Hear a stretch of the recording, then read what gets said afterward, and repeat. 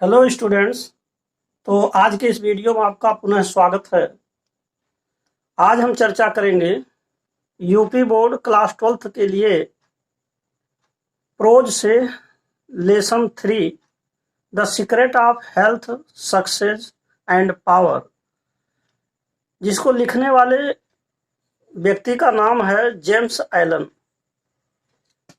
तो the secret of health success and power का हिंदी में अर्थ होगा स्वास्थ्य, सफलता और शक्ति का रहस्य।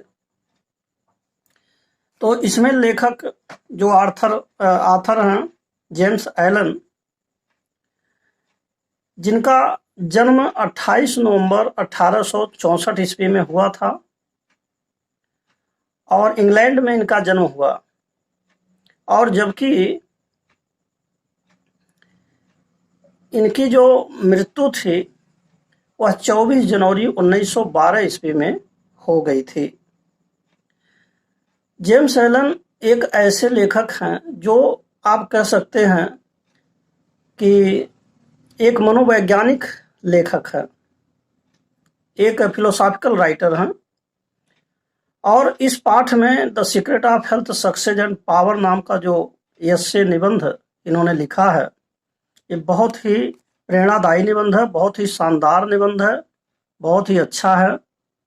इसमें लेखक मुख्य रूप से ये समझाना चाहता है कि अगर हृदय की पवित्रता हो तो हृदय की पवित्रता से हम स्वस्थ हो सकते हैं, सफल हो सकते हैं और शक्तिशाली भी बन सकते हैं।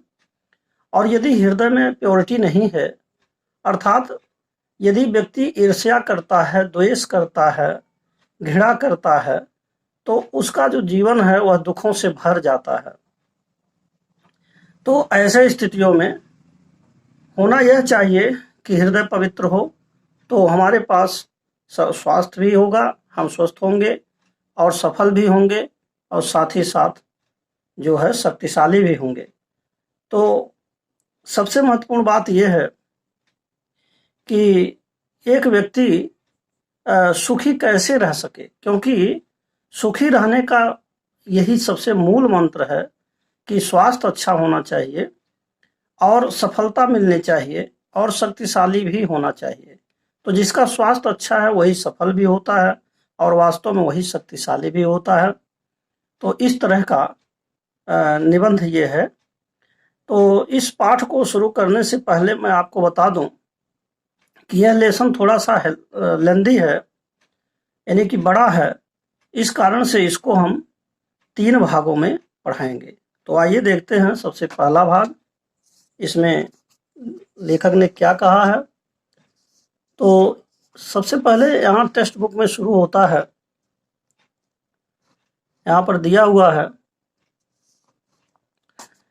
जहाँ पर लेखक कहता है कि where there is sterling faith and uncompromising purity, जहां पर अडिग विश्वास, where there is sterling faith माने जहां पर अडिग विश्वास एंड अनकम्प्रोमाइजिंग प्योरिटी और अतुलनीय शुद्धता है, there is health, there is success, there is power.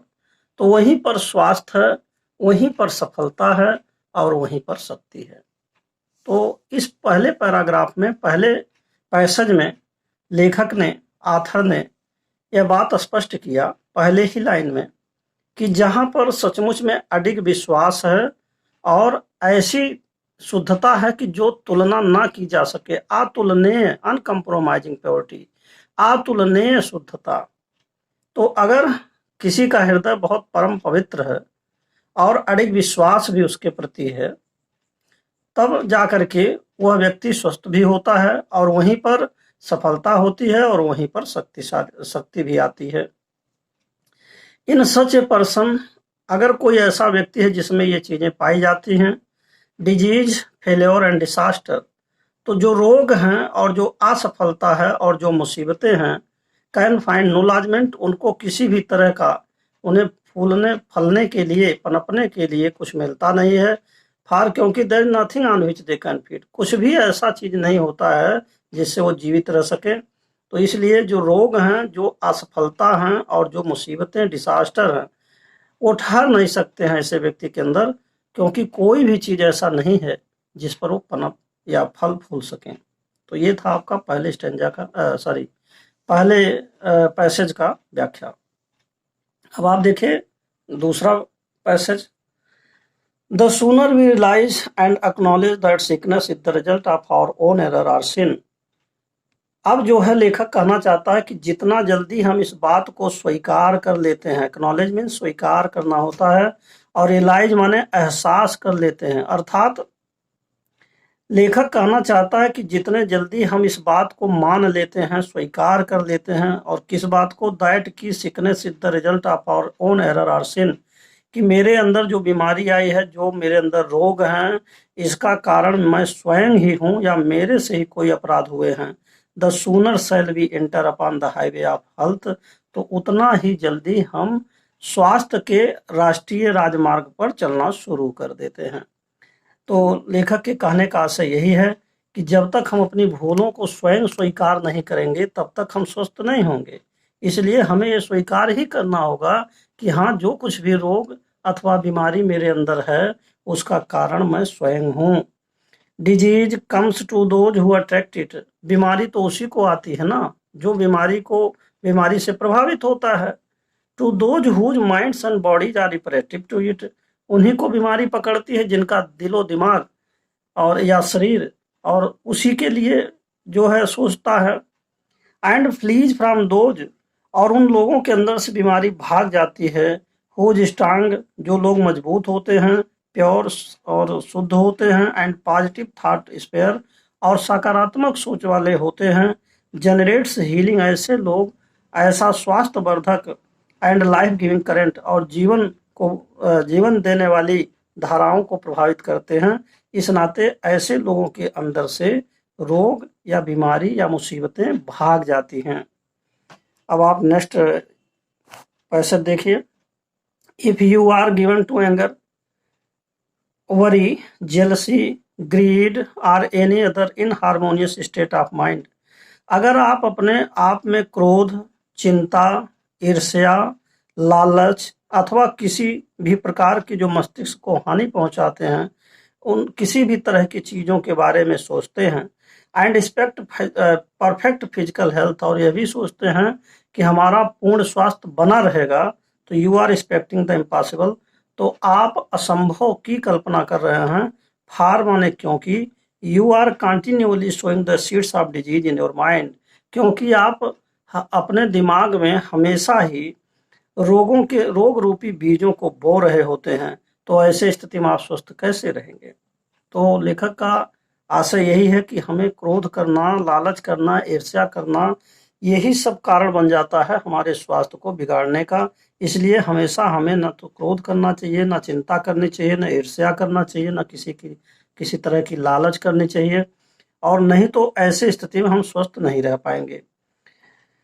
आगे लेखक कहता है कि such conditions of mind are carefully shunned by the wise man, ऐसे जो बुद्धिमान प्राणी हैं, बुद्धिमान लोगों के द्वारा ऐसी स्थितियों को बाकायदे या अच्छी तरीके से दिमाग से साफ कर दिया जाता है, हटा दिया जाता है।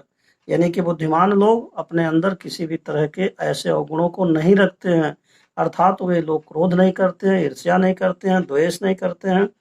फार क्योंकि he knows them to be far more dangerous than a bad drain or affected house, क्योंकि उनको अच्छी तरह से मालूम है कि ये सारी चीज़ें बहुत ही खराब चीज़ें हैं जो हमारे इस शरीर रूपी घर को बर्बाद कर देंगी, नष्ट कर देंगी। अब आप नेक्स्ट पैसेज देखिए, अगला जो पैराग्राफ है उसको देखिए। If you would be free from all physical x and pains, अब इस पैराग्राफ में लेखक बताना चाहता है कि हम स्वस्थ कैसे रहेंगे, किस प्रकार से स्वस्थ रह सकते हैं।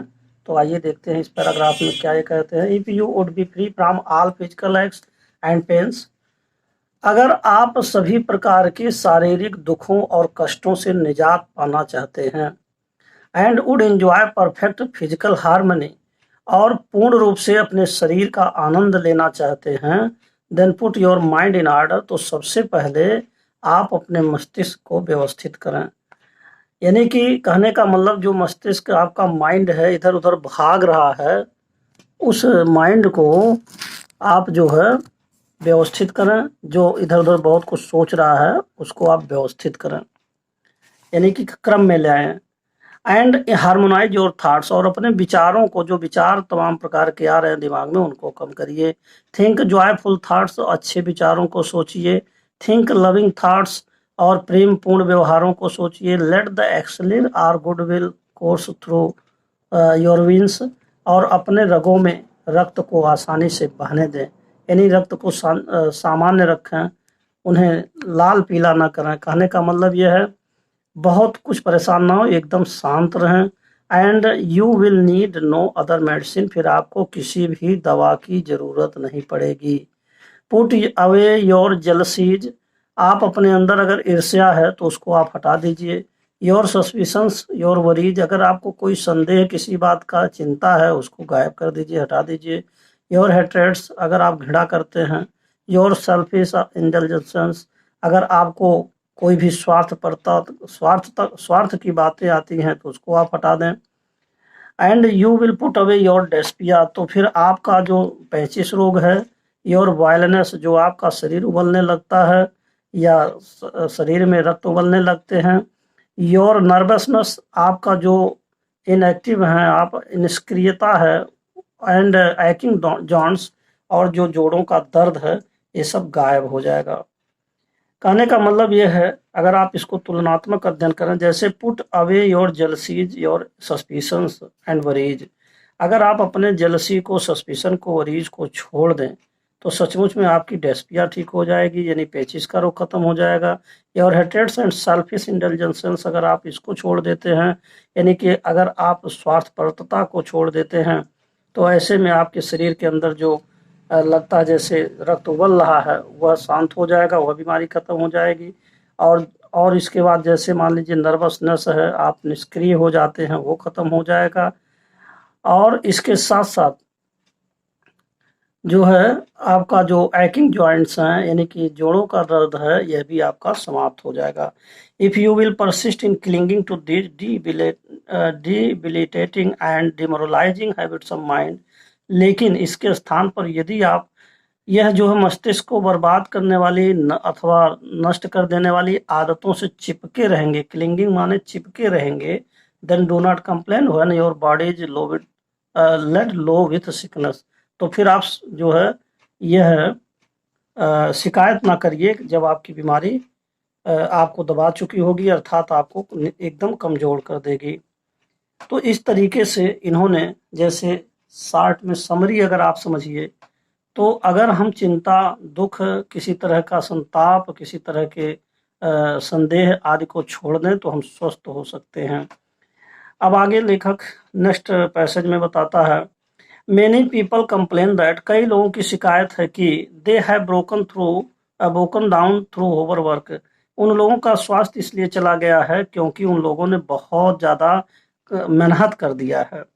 इन the majority of such cases, ऐसे मामलों में लेखक कहता है the breakdown is more frequently the result of foolishly wasted energy, ऐसे स्थितियों में लेखक कहना चाहता है कि ज्यादातर जो एनर्जी का लॉस हुआ है वह मूर्खतापूर्ण प्रयोग करने का परिणाम है, जिसके कारण आपका स्वास्थ्य नष्ट हो गया है।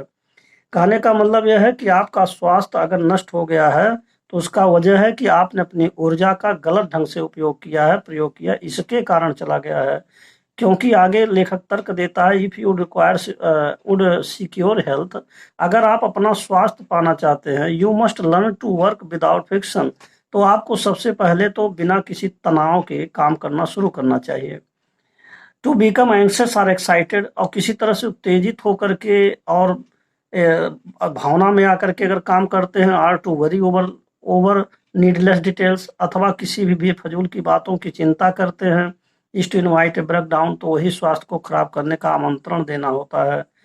Work of whether of brain और बॉडी, यहाँ पर लेखक एक बात और स्पष्ट कर देता है, काम चाहे माइंड का हो, ब्रेन का हो, दिमाग का हो अथवा शरीर का हो, इज बेनिफिशियल, वह जो है लाभदायी होता है, एंड हेल्थ गिविंग, और स्वास्थ्य वर्धक होता है। तो यहाँ से अगर आप तुलना करें कि काम करने से आदमी का दिलो दिमाग यानी शरीर और जो दिमाग है ये सब ये सब अच्छे होते हैं, स्वास्थ्यवर्धक है, हमारे लिए लाभदायी होते हैं। तो अत्यधिक काम करने से कैसे स्वास्थ्य चला जाएगा। And the man who can work with study and काम परसिस्टेंसी, और वो आदमी जो शांतिपूर्ण ढंग से और आराम से काम कर और निरंतरता बनाए हुए काम करता रहता है, freed from all anxiety and worry, और वह हर प्रकार के चिंताओं अथवा किसी भी तरह के तनाव से मुक्त होकर काम करता है। And with his mind utterly oblivious to all, और अपना संपूर्ण दिमाग केवल अपने काम पर लगाना चाहता है। But the work he has in hand, जो उसको काम मिला है केवल सारा दिमाग उसी पर लगाता है, will not only accomplish for more than, वह ना केवल पूरा कर पाता है अपेक्षाकृत उन लोगों के, द मैन, वो लोग, उस आदमी के, who is always hurried and anxious, जो आदमी बहुत जल्दी जल्दी और क्या नाम है चिंता में होकर के काम करता है, उसकी तुलना में वह और भी जल्दी सफल हो जाता है। But he will retain his health, इसके अलावा वह अपना स्वास्थ्य भी प्राप्त कर लेता है। ए बून, एक ऐसा जैसे आशीर्वाद उसको मिला हो, विच द अदर क्विकली फॉरफिट्स, जबकि दूसरा आदमी शीघ्रता से जो है फेल हो जाता है, यानी असफल हो जाता है, वह उस सफलता को प्राप्त नहीं कर पाता जिस सफलता को वह व्यक्ति जो शांतिपूर्ण ढंग से आराम से काम करता है। तो कहने का अभिप्राय यह है, इस पैसेज का समरी अगर आप समझें तो ये होगा एक लाइन में कि कई लोग ये शिकायत करते हैं कि मैंने बहुत ज़्यादा काम किया और जिसके कारण हमारी शरीर नष्ट हो गई, हमारा स्वास्थ्य चौपट हो गया। लेकिन ये बिल्कुल गलत है, क्योंकि लेखक इस बात को मानने के लिए तैयार नहीं है, क्योंकि काम चाहे दिमाग का हो चाहे आपके शरीर का हो, दोनों ही लाभदायी हैं। बस अंतर यह है कि एक आदमी वो है जो जल्दी जल्दी काम करता है, और एक आदमी वह है उत्तेजना में भर करके जल्दी जल्दी काम करता है, और एक व्यक्ति वे हैं जो बहुत ही शांतिपूर्ण ढंग से आराम पूर्वक और स्थिरता के साथ निरंतरता बनाए हुए काम करते हैं। तो दोनों में अंतर क्या आता है कि जो आदमी उत्तेजित होकर के और टेंशन में होकर के, चिंताओं में होकर के काम करता है, वह बल्कि असफल ज़्यादातर हो जाता है, जबकि जो आदमी शांतिपूर्ण ढंग से काम करता है वह ना केवल अपने काम को पूरा कर पाता है, बल्कि वो ऐसा स्वास्थ्य भी अपना प्राप्त कर लेता है और ऐसी सफलता प्राप्त करता है जो दूसरा उसके बारे में सोच भी नहीं सकता। तो इस तरीके से इस पैराग्राफ का ये आपकी व्याख्या है। तो अब ये जो वीडियो है अब यहीं पर समाप्त होता है। ये इसका फर्स्ट भाग था। अब सेकंड भाग आप नेक्स्ट वीडियो में पढ़ेंगे। और इसके साथ साथ मैं आपसे यह भी कहना चाहता हूं कि यदि आप मेरे चैनल पर पहली बार हैं तो कृपया मेरे चैनल को सब्सक्राइब अवश्य कर दें, साथ ही साथ बेल आइकन भी प्रेस कर दें, जिससे कि जो भी नए नए वीडियोज मैं बनाऊं यूपी बोर्ड संबंधित प्रोज से रिलेटेड, उसका जो नया नोटिफिकेशन है वो आप तक पहुंच सके और आप उसका लाभ उठा सकें। And finally thanks for watching this video.